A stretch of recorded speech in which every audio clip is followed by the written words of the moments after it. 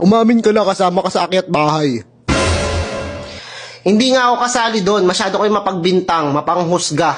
Ang pagkakasabi sa amin, 3 kayo. 2 pangit, tsaka 1 gwapo. Ahawag ni Alden Richard, tsaka John Doyd. O, ikaw yun, di ba? Yung gwapo. Ako sabi pa nga yung gwapo, habulin ng chicks, malakas ang appeal. Mukhang nagkaka-crush daw yung mga nakakita sa kanya. Ikaw yung description na gwapo eh. Yung 2 kasama daw pangit eh. Para tunti mo.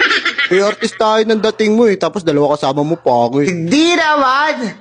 Masyado kang... Bakit papayag ka ba na isa ka doon sa 2 pangit? Hindi! O, alam naman namin na ikaw yung gwapo doon sa 3 nag-akyat bahay. Mamumukhaan ka talaga agad ng mga tao kasi gwapo ka eh. Lakas ng appeal mo eh. Hoy! Datingan mo eh. Grabe na yung... Bakit nyo ba kasi nagawa yun? Di ba 3 kayo? 2 pangit? Eh, syempre! 3 kayo, di ba? O, 3 ka kami.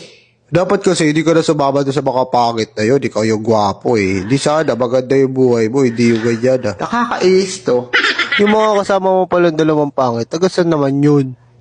Tagarod nyo, mga tropa ko lang rin yun, yung 2 pangit. Para kayo, ano dyan. Masyado kasi Hindi naman kayong pala ano eh.